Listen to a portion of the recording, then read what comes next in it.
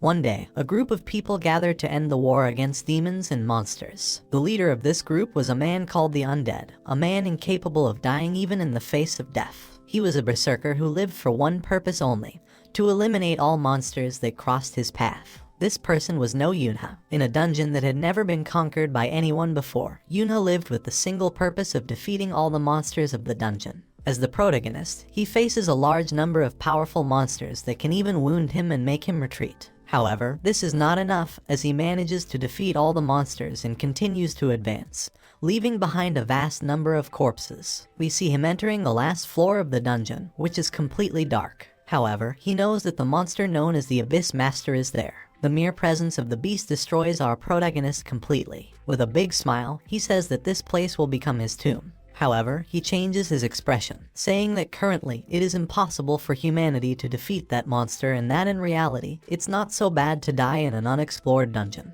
However, at that moment, a girl appears, crying, and tells him not to dare to die. The girl, named Li Yujung, tries to heal our protagonist, but he asks her what she is doing and that she should run away. However, she tells him to shut up and that she will save him and that his wounds are too severe, and that it's a miracle that he's still alive. She says that if she can perform miracles, she can save him. However, we see the protagonist dying, and he says that his life, where he only dedicated himself to killing monsters for revenge, will end like this, but he doesn't regret anything, and his only concern was his companion that he left behind. And he apologizes, saying that he couldn't treat her better and is also worried about the other girl, who has just become an adult in this harsh world. With his last words, he thanks her for loving him in this life. However, the girl who is healing him screams at him not to die and that she will go back in time if necessary to save him and that she would pay any price for a miracle to happen. At that moment, a light falls from the sky, and we see two parents, who are very happy because their son has been born. The boy wonders if this is a memory since he is seeing his father,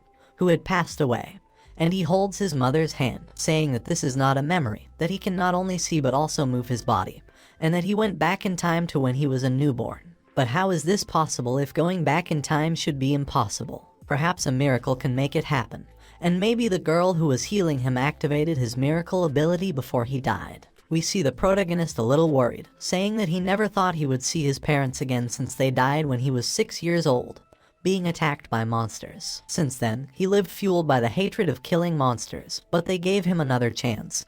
And this time, with his own hand, he will change the future. After that, we see the protagonist, who says that although he got his memory back, he is still a baby, and that in other words, he can't do anything, and his whole life is basically eating and sleeping. However, finally, he was able to do something, and that was to move. We see a girl who is encouraging the protagonist to walk, and he tells us a little about this girl, saying that she is his older sister, and that his memories of her when he was a child were as weak as his memories of his parents. However, there is a moment that he remembers as if it were yesterday, and we see the girl who is embracing the protagonist, saying that no matter what happens, she will protect him. Returning to reality, we see that the protagonist is trying to walk, and we see his sister, who is hugging him tightly, telling him that he did it. After that, we see the protagonist, who is gathering a strange energy called mana, and he says that before going back in time, he experienced many problems because he didn't have much mana in his body, and that this is the reason why he is gathering mana to prepare for the future. At that moment, he is interrupted by his older sister,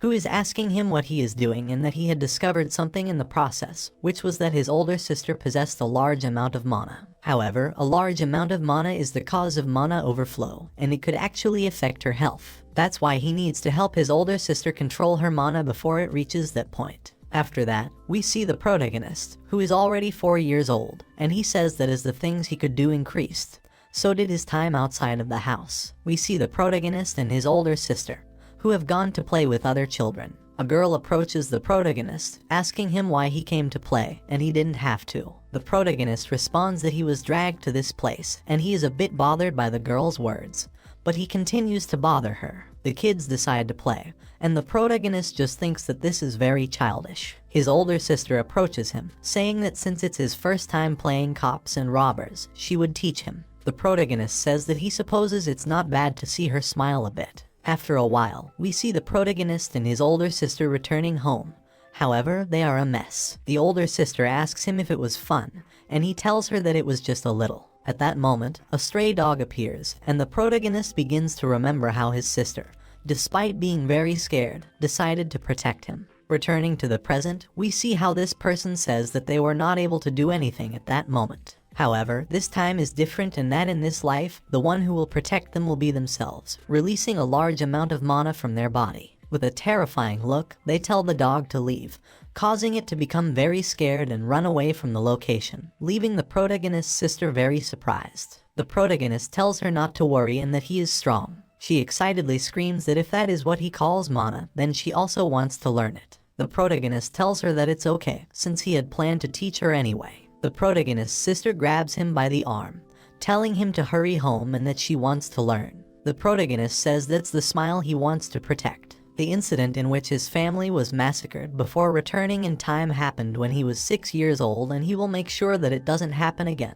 leaving the location with his sister. Afterwards, we see the protagonist teaching his older sister how to move an object with mana. He tells her that she's not doing it right and that she needs to use the same amount of force in the same direction to maintain balance. The protagonist's sister says that it is very difficult, and the protagonist says that he was born with the blessing of mana, but has no talent for controlling it, and that the world is unfair. The protagonist's sister interrupts him, telling him to just wait and see. We see that a large amount of mana is released, but she is unable to control it. Afterwards, we see the protagonist and his family watching TV. The protagonist's mother tells him that now that he has turned 6 years old, it's time for him to attend school. The protagonist responds that he doesn't need to go to school, but the mother reminds him that he promised to go. The protagonist says that he was able to avoid going to preschool when he was younger, but promised to go to school at 6 years old. And the protagonist just complains, saying that he can't believe he has to be stuck among children who only know how to make noise and cry. At this point, the presenter on TV says that today will be a historic moment for humanity,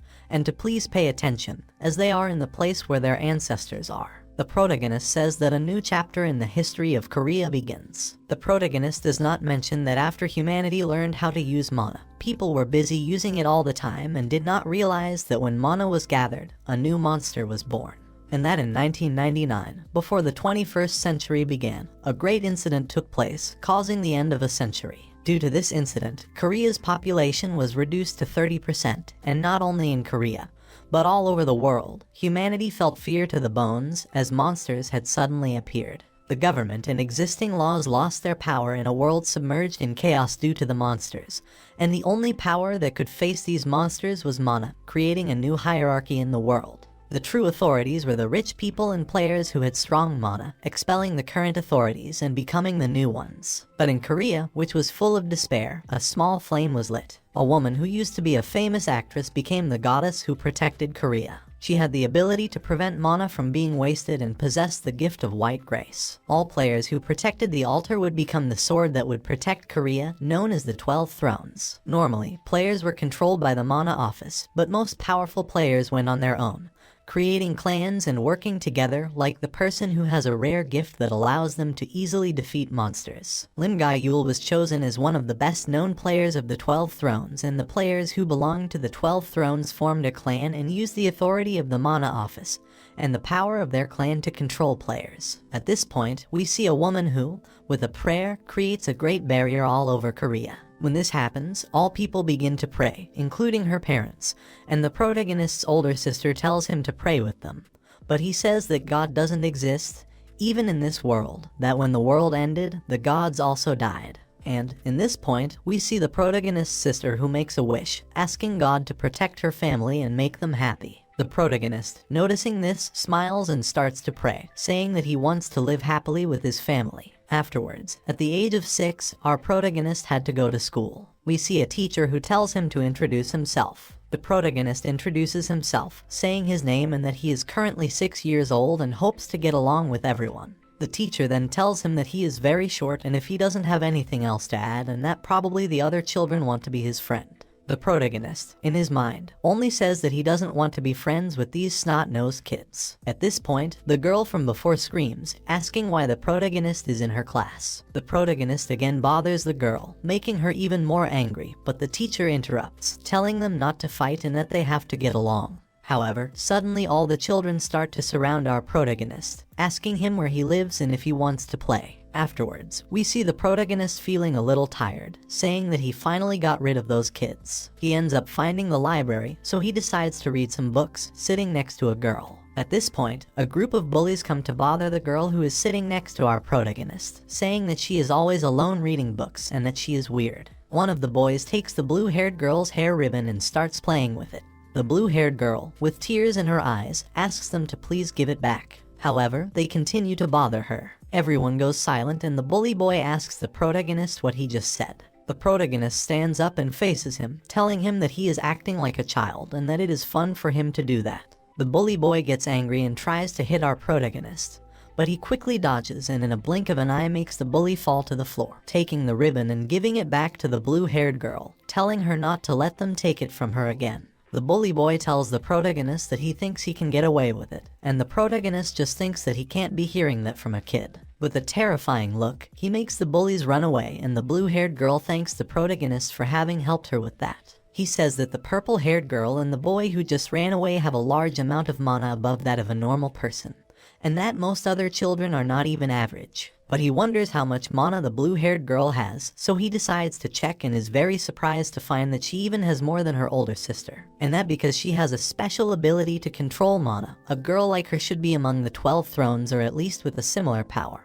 But he had never heard of her name before. And even if she had become a player, she would be recognized. He tells the blue-haired girl that he doesn't know the reason, but that they should be friends and she agrees. He says that in this world, where mana is power, it will be beneficial considering her potential. Then we see the protagonist's mother, who thanks him and he says that she must have taken the paper carnation that he made in school from his backpack. At that moment, the protagonist's older sister approaches, giving him a paper craft, and he thanks her. However, the protagonist's mother says that she noticed that he folded 3 carnations and he tells her that he made one for grandma.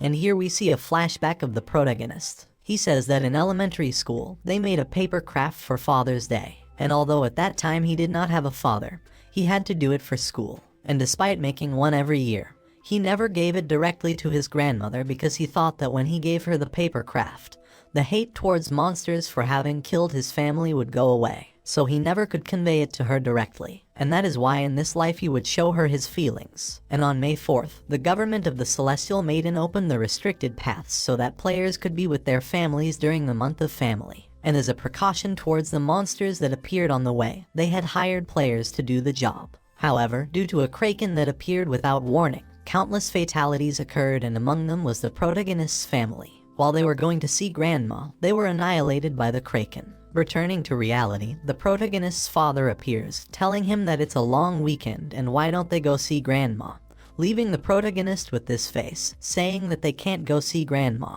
and that he will stop it no matter what. The protagonist's father tells him that they were unable to visit their grandmother because it was too dangerous due to the monsters. However, this year the government will put some players on the road to protect citizens, so it will be easier to go see the grandmother. The protagonist asks his father if they can visit the grandmother at another time.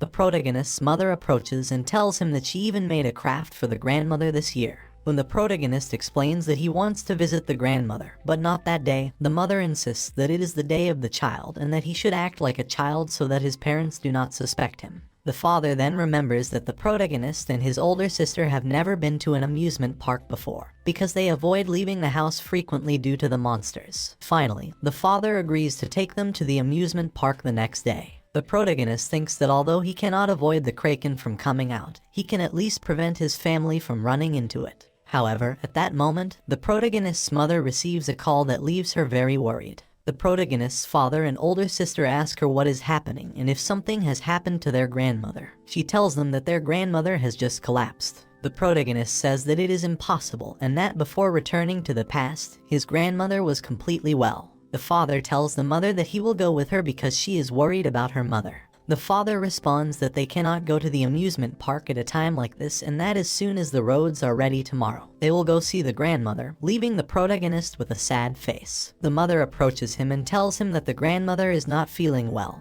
and that she knows he wants to go to the amusement park but that they cannot go now, and that they will go at another time. She promises him. The protagonist says that maybe because he changed the future, the grandmother was hurt and that if he tries to change something else, something worse could happen. He also says that maybe he cannot prevent his family from running into the Kraken, and that if that is the case, maybe this is not so different. He tells himself that no, there is a difference. He is different because he has been storing mana since he returned in time and has experience in battle against the monsters. The protagonist tells his mother that it's okay. They will go see his grandmother, and with a determined face he says that this time it will be different because he will face the Kraken with his own hand. They give a brief explanation of how monsters are classified.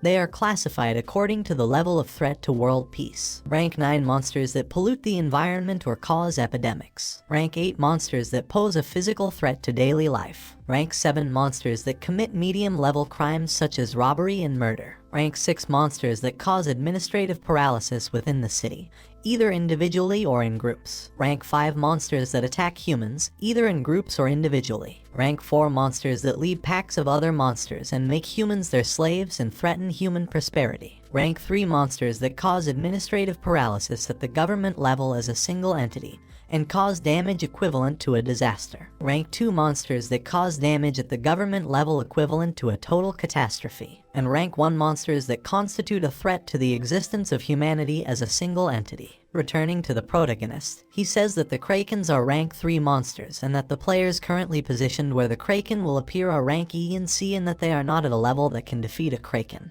He also says that he can't do anything with his current power, and that the only thing he can do until one of the members of the 12 Thrones appears is gain as much time as possible. The protagonist says that the only weapon a child can have is a pair of scissors and a multi-use knife, and that he also wants to bring the kitchen knife but his mother might notice. However, with these weak weapons and covering himself with enough mana, he can damage the monsters. At that moment, the protagonist's sister arrives and asks him if he is ready to go. He responds with a small smile that he is ready. Then we see the protagonist and his family on the road, and the mother asks him if he is tired. He responds that he is fine. After a while, the protagonist says that before returning to the past, the Kraken appeared when they were halfway across the bridge, but the Kraken has not appeared yet, and that maybe something changed the future and that he hopes they can cross the bridge safely. However, at that moment, they see the Kraken coming out.